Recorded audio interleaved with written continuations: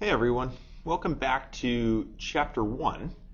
We are going to talk about Sig Figs today, significant figures.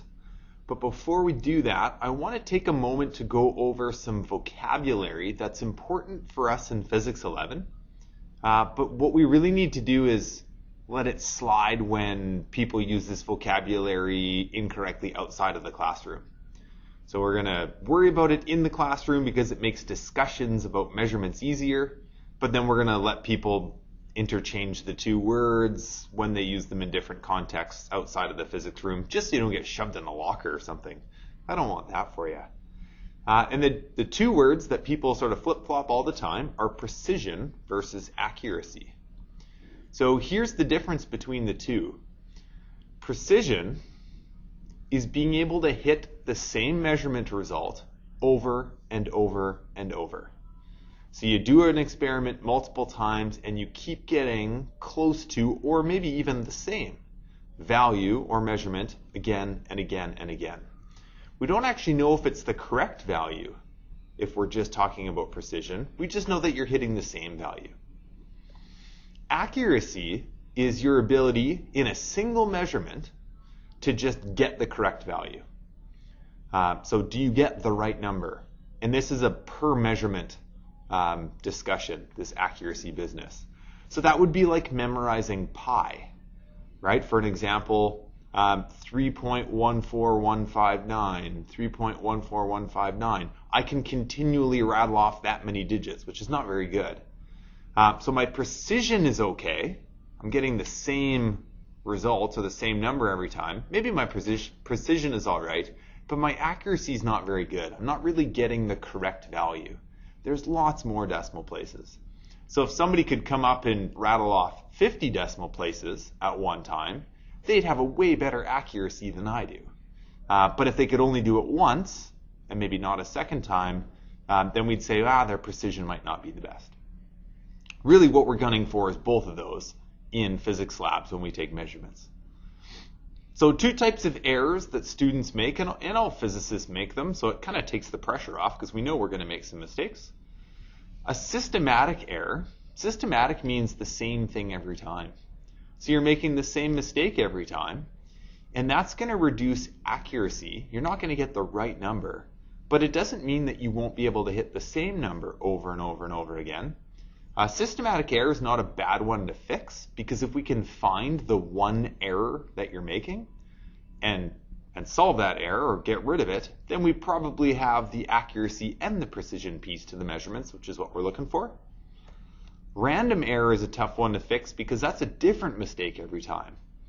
So you still could be pretty close to the actual accepted value, scattered all around it, but you're not going to hit the same number every time because every time you're making a slightly different mistake. So here's a quick example for you, archery. So what might it look like for an archer who's both precise and accurate? So you want to try to keep those two things sort of separate in your brain. The precision piece means the arrows lumped together, and the accuracy piece means lumped together at the bullseye, right? So lumped together is the precision. The bullseye is the accuracy. Boom.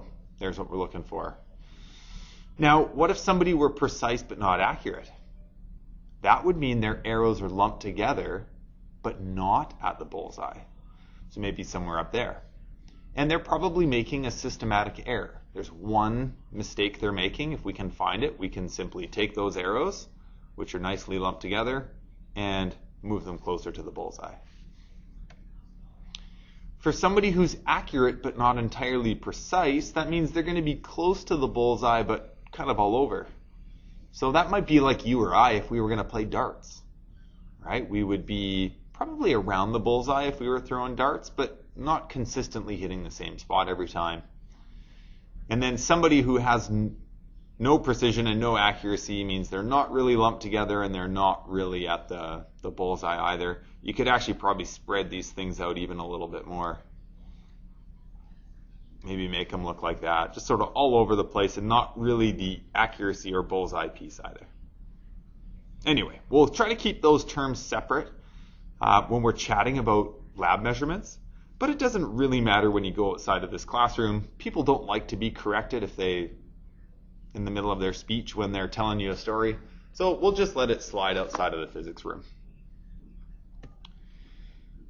Okay, so what I want you to do is pause the video and scribble this table down. We're going to talk about significant figures in this lesson. So I want you to consider this measurement, and anytime you see something that looks like a ruler on the screen, you don't have to copy it down. All you have to do is fill in the numbers into this table. So don't copy down the things that look like rulers. So if we're going to take a measurement, and that's sort of what we're looking at, we might write down a number of 2.3. So we know it's 2 point something for this measurement. We're not entirely sure if it's 0.3, but we did our best with the measuring device that we have. That is our best guess. So even though we're not entirely certain about it, it's still a significant value. So a measurement of 2.3 has obviously one decimal place, and both of those digits matter. They're both significant. What if we try another measurement? Maybe we have a better measuring device. Look, now we've got something that goes into the tenths, which is kind of nice. Maybe we take this measurement. I'd probably write down something like 2.38. In this case, we know now it's 2.3 something. And that 8, we're not entirely certain of. If we could maybe zoom in, then we'd see it might be different. But again, with the measuring device we have and sort of what we're looking at, that is our best guess. So even the 8, which we're uncertain about, is significant because it's the best we can do. So 2.38 has obviously 2 decimal places and 3 sig figs. And then what about this one? A lot of students look and they go, oh, that's 2.3. But remember, we saw 2.3 right here. We called that one 2.3, and I think with this measurement we can actually do a little bit better. I'd probably call that 2.30. And again, do we know that it's exactly 2.30? No, we don't. If we could zoom in, or if we had a better measuring device, maybe we would find it's 229 or 231 or something like that. So although we're not entirely certain about that 0, it's still significant, right? It still matters. So 2 decimal places, 3 sig figs. Now at this point, the only reason we have this decimal place column, to be honest, is because I want us to see if there's a relationship between decimal places and sig figs. And currently it looks like there is. It looks like you can count decimal places and simply add 1, and that tells you how many sig figs are there. So does that hold true with something like that? 0.0431. So that's obviously 4 decimal places. And if we were in class, this is kind of fun. We'd have a debate about how many sig figs that is, and there'd be a couple of people, I'm sure, that get the answer right. There is actually only 3 sig figs there. So that apparent relationship between decimal places and sig figs doesn't actually exist. So from this point forwards, you don't need to really worry about decimal places. We just want to count sig figs. And here's a little rule for doing that. I want to show you how you can figure out that decimal 0431 is only 3 sig figs and not more or less. So you can add this in, counting sig figs. I'm just going to put SF for sig figs. So here's what we want to do. Moving left to right, so like you're reading something in a book, right? Reading through a sentence. You start counting your sig figs at the first non-zero digit. So as soon as you hit something other than a 0, you start counting. So I don't start counting. I don't start counting, and then I go, oh, cool, a 4. Now I start counting. And once you start counting, you just count until there's no more digits left. So start counting at the first non-zero digit and count all remaining digits. So as soon as you start, you don't stop until there's nothing left to count. So for this 0.0431, we start counting at the 4. That's 1, 2, 3. 3 sig figs. This little trick works great. You're definitely going to want to add that in your notes. Let's practice it with a few more values. Let's try that. Decimal 0403. Again, decimal places doesn't really matter, but we'll fill that column in so it's not sitting there blank. 4 decimal places, 3 sig figs. Start counting at the 4 and just keep counting. There are 3 digits there that are significant. What about 708.10? Well, we start counting at the first non-zero digit, which would actually be the 7. So you start right away, 1, 2, 3, and just keep counting. 4, 5. Doesn't matter that it ends in a 0, we still count it. So obviously, again, 2 decimal places, don't worry about that. 5 sig figs, that's the important part. Now, a number like 1500 is a bit of a tricky one in the scientific community because it has no decimal places, not available, and there's actually a difference between what a physicist and what a chemist would say.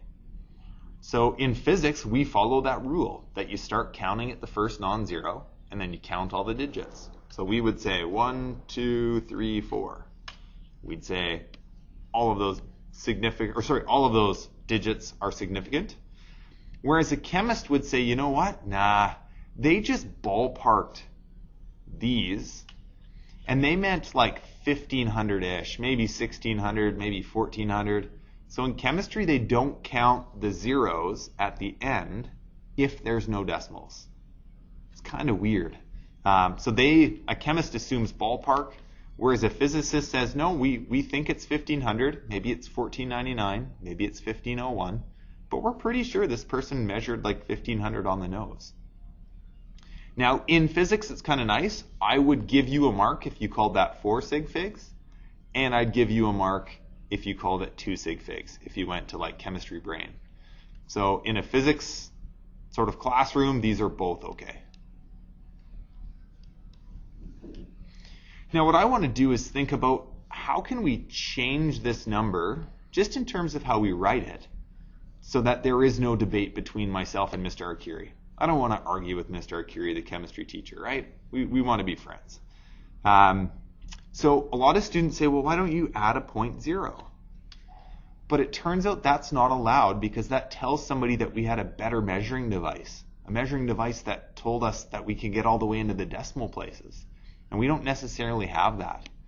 So what we can do instead, just rewriting that number, is to go into scientific notation. There's still no decimal places technically in scientific notation, but if we want 2 sig figs, then we write 1.5. And you only count the sig figs in the number before the power of 10. So there's 2 sig figs there, and we put that artificial decimal point in, and that makes the chemists happy. Now physics and chemistry agree. The chemists are on board with the sort of phony decimal place. And if we want to show people that there's actually 4 sig figs there, that we did get it all the way down to that last 0, then we can call it 1.500 times 10 to the 3. So that's a great option. And then the last thing is, what if you're counting something? So like, hey, there's 16 students in the classroom. There are an infinite number of decimal places and sig figs on that. Like if there's 16 people, if you've counted that, then there's just 16 people, not 15-ish or 16-ish or maybe 17. No, it's just 16. So any counted value is an infinite number of decimal places and sig figs. We're going to assume you can count. So counted values. Maybe you need to take off your shoes to help you out, but that's okay, as long as your feet don't stink. Now, let's go over some math with decimal places and sig figs. There's a couple rules here you're going to need to know. And the first rule is when you're adding and subtracting, how do we round final answers? Well, at the end of the calculation, we round our answer to the fewest number of decimal places. Let me show you what that looks like. So if we're adding these 3 values together, you'd simply add them up in your calculator. Your calculator spits out 23.27. And now you have to go back and look at the numbers that you were adding and find the one that has the fewest or least number of decimal places. And it turns out it's the 12.3. That's our limiting number of decimal places there. And since it only had one decimal place, that means our answer can only have one decimal place. So the cutoff would be right there. And you do have to watch the rounding. Remember, 5s next door will round values up, and a 4 or less keeps the value as is. So in this case, the 2 is going to round up to a 3, 23.3. Final answer. So let's try another one with a subtraction. So you type all of those values in your calculator, and your calculator spits out 64. And you look and you go, nice! Like, that's such a nice number, 64, bang on the nose, no decimal places. But if you wrote down an answer of just 64, that would actually be incorrect. Because, whoops, I apparently don't have the answer there. Because if you look back at how many decimal places are there, it's 2, 2, and 2. So you need to, on your final answer, show 2 decimal places. You have to do that. And if your calculator just spits out 64, then you're going to have to add a couple of zeros. So your final answer in that case would actually have to be 64.00 because you have to have the same number of decimal places as the limiting number in the values you were working with. So in this case, 2 decimal places. So be a little bit cautious of that. Into multiplying and dividing, a slightly different rule. You go through the calculation, you multiply and divide, and then you round your answer to the fewest number of Sig Figs. So now we have to know how to count those Sig Figs like we've been practicing. So for example, if you pound those numbers in your calculator, do a quick multiplication, you get 35.07. Now you have to go back and figure out your limiting number of Sig Figs. There's 3 of them in 8.35, but only 2 Sig Figs in 4.2. So that means you have to cut your answer off after only 2 Sig Figs, which is going to be right there. So 35.07 turns into just 35. And sometimes students go, well, that's weird. We had to lop off all the decimal places. Remember, we're not concerned about decimal places for multiplying and dividing. We are concerned about just Sig Figs. You could try this one out, a little division. Plug that in your calculator. You get 1.10279. We have 4 Sig Figs there. We have 3 Sig Figs there, which means you have to cut your answer off at 3 Sig Figs right there. Your final answer is 1.10. And then there's this one, which is a little bit tricky. You type that division into your calculator and you get 15,272.72, and I think that number repeats. Now you have to round to the fewest number of Sig Figs. So there's 4 there and 3 right there. And then people go, well, okay, if I'm only allowed 3 Sig Figs, that means the cutoff is right there. Can I just put an answer of 153? Because like I'm stuck, I can't do anything else. And no, you can't, because 153 is not the same as 15,272. Those are very, very different numbers. So what you could do with that 153 is this option. You could play chemistry brain and say, well, let's just add a couple of zeros on there. Chemists don't count it. Probably the best option is scientific notation. So if you end up with a big number and you're limited in your number of Sig Figs, like this one, then I would go scientific notation. That's our best bet. All right, so now that you know how Sig Figs work and you know how to add and subtract with decimal places and multiply and divide with fewest Sig Figs, you can try out worksheet number 2 for homework. It's in the All Resources folder on the website, or you've maybe got it already in person. Give it a try. Everything there is fair game. There is an answer sheet on or an answer key on the back of your blue chapter outline, and that is also available in the All Resources folder. If you need some help with that, please get in touch with me. Happy Sig Fig counting.